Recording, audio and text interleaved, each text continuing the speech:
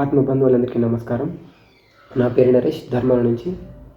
ఇప్పుడు నేను చెప్పబోయేటువంటి వేమన పద్యం శ్రీ శ్రీ శ్రీ ఆచార్య ప్రబోధానంద యోగేశ్వరరావు రచించిన నిగూఢ తత్వార్థ బోధన గ్రంథములోని 31వ పేజీలోని 13వ వేమన పద్యం. ఆ పద్యం ఏమనగా, కృష్ణ పర్వమందు వృత్తికులైదుండు కృతులైదు పట్టి కృష్ణం రింగే వెలియ కృష్ణ లేదు వేమనం రింగెరా విశ్వదాభిరామ వినుర వేమ. దీని భావం ఏమనగా, ప్రకృతి నుండి శరీరం తయారైనది, ప్రకృతి నుండి కర్మ, ప్రకృతి నుండి గుణములు తయారైనవి, ప్రకృతి నుండి అజ్ఞానమంతో తయారైనది.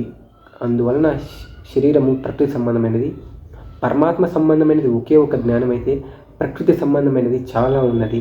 ప్రకృతి సంబంధమైనది శరీరమైనప్పుడు ప్రతి శరీరము అజ్ఞానంతో కూడి ఉన్నది. అజ్ఞాన అనగా ప్రకృతి సంబంధమైన శరీరము, జ్ఞాన అనగా పరమాత్మ సంబంధమైన శరీరముగా మార్చవలయును. ఆకాశము, గాలి, అగ్ని, నీరు, భూమి అను 5 భాగములుగా ప్రకృతి తయారై ఉన్నది. ఆ ప్రకృతి నుండి తయారైన శరీరం కూడా జ్ఞానేంద్రియములు, కర్మేంద్రియములు, వాయువులు, తన్మాత్రలు, అంతరేంద్రియములుగా విభజింపబడి ఉన్నది. ప్రకృతి స్వభావమంతయు పంచతత్వములుగా ఉన్నది. కావున జ్ఞానేంద్రియములైదు, కర్మేంద్రియములైదు, వాయువులైదు, తన్మాత్రలైదు, అంతరేంద్రియములు 5గా విభజింపబడి ఉన్నవి.